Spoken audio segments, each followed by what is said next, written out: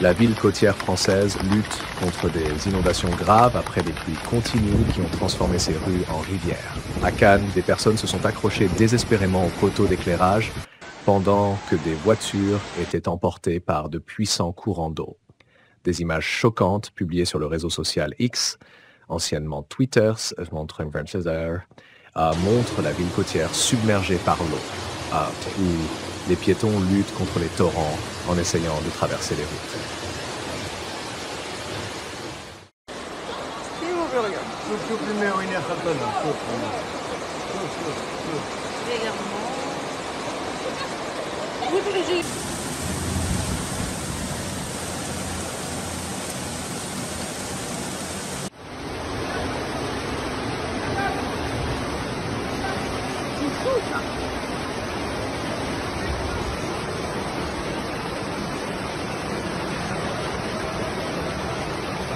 Le service météorologique national de France, Météo France, a émis une alerte d'inondation urgente qui reste en vigueur. Ils ont averti que des dégâts modérés sont attendus, en particulier dans les zones vulnérables ou exposées, ainsi que pour ceux qui pratiquent des activités en plein air. Les habitants sont invités à rester vigilants et à suivre les dernières mises à jour météorologiques. D'autres vidéos virales montrent des poubelles flottant dans les rues inondées et des voitures presque complètement submergées. Une légende sur l'une des vidéos dit « Cannes est submergée par la pluie ce matin ». Certains clips montrent même des parkings souterrains et des tunnels complètement inondés.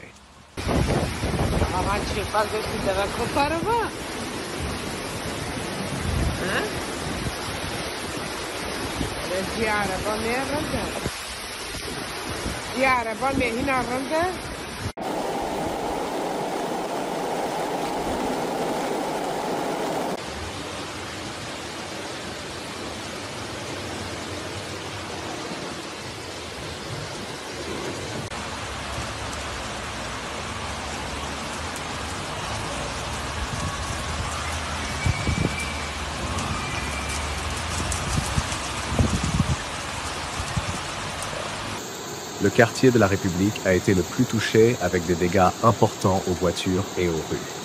Selon la page officielle de la ville sur X, plusieurs routes clés, y compris des passages menant au boulevard du Midi, ont été inondées. L'achat Matteo a rapporté que la tempête a apporté 26 mm de pluie en 1 heure, dont 18 mm en seulement 12 minutes, provoquant des torrents d'eau dans toute la ville. Bien que la phase la plus intense de la tempête soit passée, ses conséquences ont laissé la ville en désordre et les autorités continuent de travailler à la récupération. Dans la région du nord de l'Italie, l'Émilie-Romagne, une évacuation de la population est en cours en raison de la tempête Boris, qui a coûté la vie à au moins 24 personnes en Europe centrale et orientale. Les pluies torrentielles qui ont commencé en Émilie-Romagne mercredi après-midi ont entraîné des inondations dans le village de Marzeno à Brisighella. L'eau a afflué en aval, causant des destructions et menaçant la vie des personnes.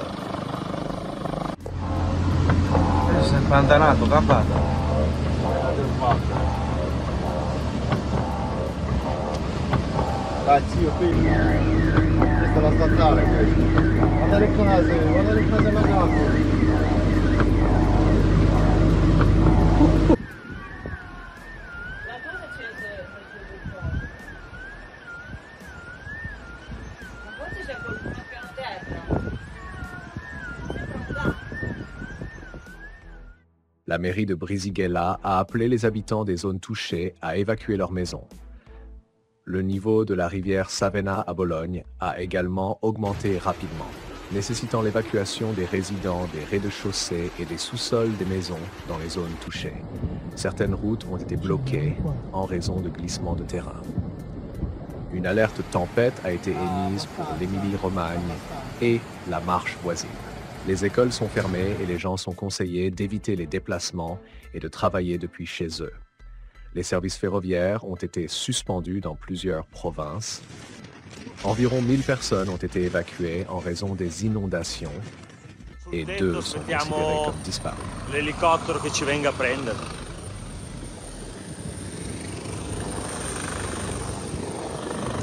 e è un disastro.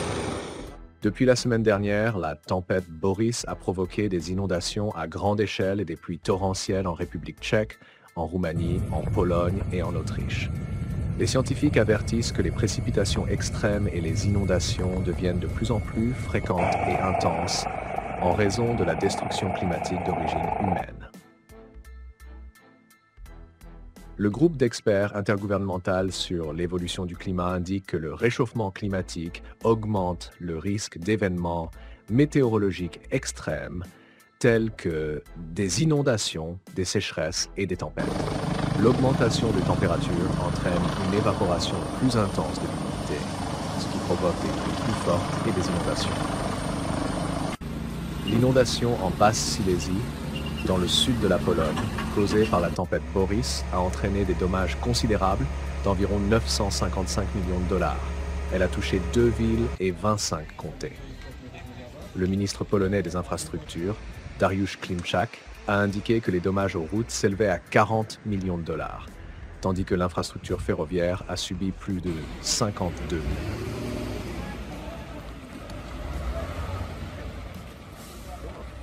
Les pertes les plus importantes concernent l'infrastructure hydraulique.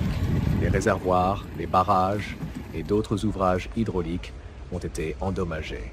Le chef de cabinet du Premier ministre polonais, Jan Grabiec, a annoté que 739 localités se trouvaient dans la zone sinistrée, abritant plus de 2 300 000 personnes. 57 000 personnes ont été touchées et plus de 6 000 ont dû être évacuées. Selon les données préliminaires, l'inondation a détruit 11 500 logements. Il convient de rappeler que cette inondation s'est produite à la mi-septembre en raison de pluies anormalement fortes et qu'elle est la plus importante depuis 1997. Un état d'urgence a été déclaré dans le pays pour une durée de 30 jours. Le fleuve Danube est sorti de son lit et a inondé les quais du centre de la capitale hongroise, Budapest. Des témoins ont filmé des vidéos dans l'une des zones touchées. Sur les images, on peut voir l'eau submerger la zone devant le bâtiment du Parlement hongrois. Le niveau du Danube a considérablement augmenté. Les bateaux amarrés semblent être au même niveau que les balustrades du quai et la route le long du fleuve a été submergée. Samedi matin, vers 5 heures, le niveau d'eau dans le Danube a atteint son pic, 830 cm. Depuis lors, l'eau a commencé à baisser progressivement. Le Danube en crue a déjà inondé les rues centrales de la ville. L'eau est montée au niveau des panneaux de signalisation et des feux de circulation. Les habitants de Budapest ont été avertis de possibles coupures de gaz et d'électricité. Depuis le 12 septembre, de fortes pluies et des inondations ont frappé la Roumanie, l'Autriche, la République tchèque, l'Italie, la Hongrie et la Slovaquie. Ces anomalies météorologiques ont été causées par la tempête Boris. Les autorités de Shanghai ont effectué une évacuation d'urgence de 112 000 résidents de la ville après le passage du puissant typhon Puasan. Selon les données des stations météorologiques, le typhon a frappé la métropole, provoquant des pluies intenses qui ont conduit à des niveaux de précipitation records dans les districts de Pudong et Fengxian, dépassant 30 cm en 6 heures. La catastrophe naturelle a également eu un impact significatif sur l'infrastructure des transports. La circulation de 54 trains et 26 ferries a été suspendue. Le typhon Puasan a d'abord frappé la province orientale chinoise du Zhejiang jeudi, avant de s'abattre sur Shanghai. La vitesse maximale du vent au moment de l'impact a atteint 23 mètres par seconde.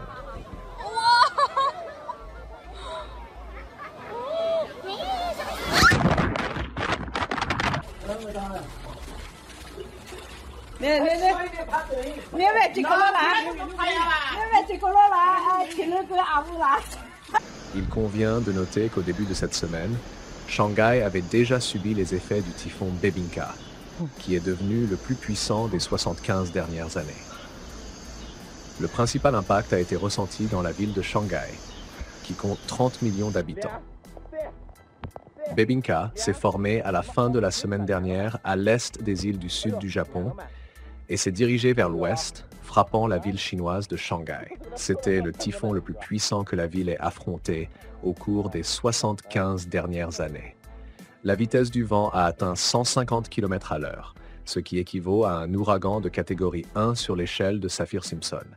Les typhons ont généralement tendance à toucher terre au sud de la ville. Avant cela, Shanghai avait connu des catastrophes similaires seulement 2 fois, en 1949 et en 2022.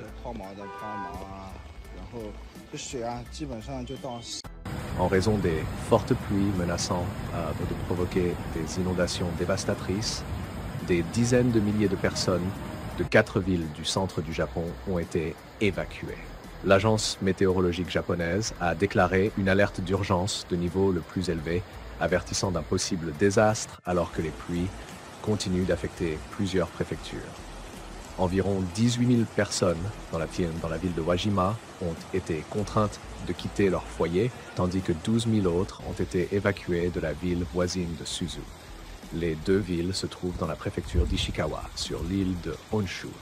Plus au nord, 16 000 autres personnes dans les préfectures de Niigata et Yamagata ont également été forcées de chercher refuge.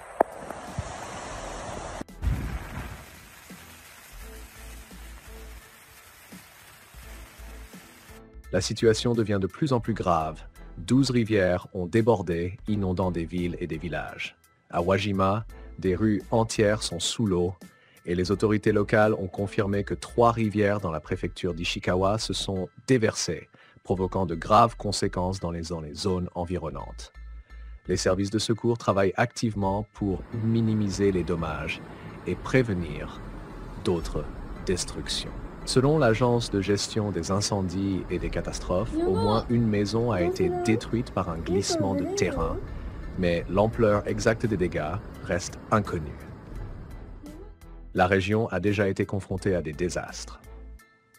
Plus tôt cette année, Wajima et Suzu ont été gravement touchés par un tremblement de terre le jour de l'an. Le tremblement de terre d'une magnitude de 7,5 a causé la mort d'au moins 236 personnes, détruit des bâtiments et des infrastructures, provoqué des incendies et laissé des traces de destruction encore visibles. Les efforts de rétablissement se poursuivent, mais maintenant les habitants se retrouvent à nouveau face aux forces de la nature. Au cours des dernières années, le Japon a fréquemment été confronté à des phénomènes météorologiques extrêmes, y compris des fortes pluies provoquant des inondations mortelles et des glissements de terrain. Les paysages affaiblis, combinés à des pluies torrentielles, créent des conditions propices au désastre, et de nombreuses communautés tentent de faire face à des menaces récurrentes. Ces événements rares deviennent de plus en plus fréquents, obligeant le pays à s'adapter à un climat changeant. Les services gouvernementaux continuent de travailler jour et nuit, établissant des abris pour les évacuer et coordonnant l'aide. La menace d'inondation et de glissement de terrain reste élevée, et les services de secours appellent les gens à rester vigilants, car les conditions météorologiques ne s'améliorent pas.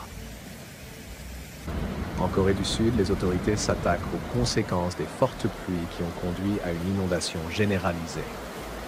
L'épicentre se trouve à Busan, la 2e plus grande ville du pays.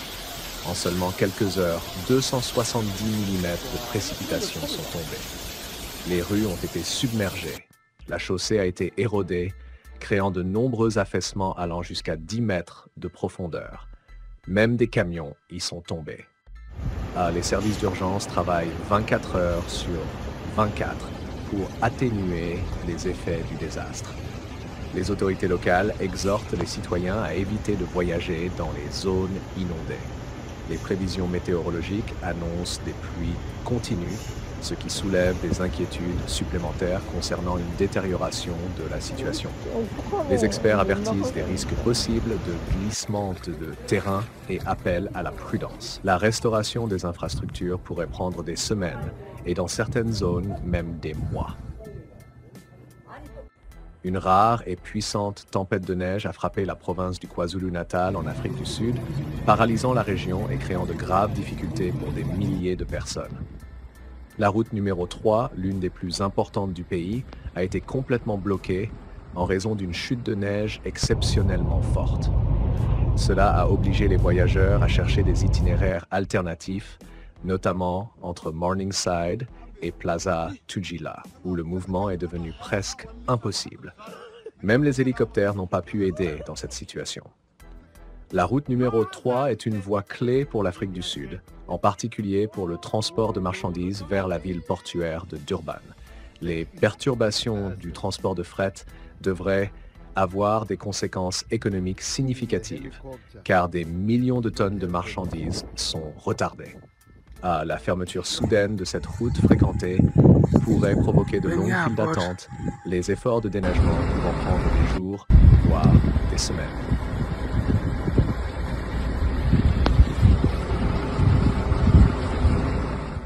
Tous les véhicules en provenance de Johannesburg ont rencontré de graves difficultés. Le ministère des Transports a exprimé sa profonde préoccupation pour de nombreux voyageurs bloqués sur la route, en particulier ceux qui ont été contraints de passer la nuit dans des stations-service le long de l'autoroute enneigée. Les services d'urgence ont rapidement été envoyés pour aider, mais dimanche matin, aucune blessure ni décès n'avait été signalé. La tempête de neige a entraîné la fermeture de 3 postes frontières avec le Lesotho. L'agence de contrôle des frontières a signalé de graves dangers sur les routes, dont beaucoup sont devenus complètement impraticables.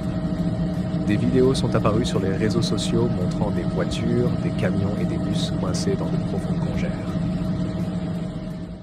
Le service météorologique sud-africain a émis des alertes concernant des conditions dangereuses dans la région, notant que la tempête de neige pourrait entraîner la mort de bétail et des dommages aux cultures.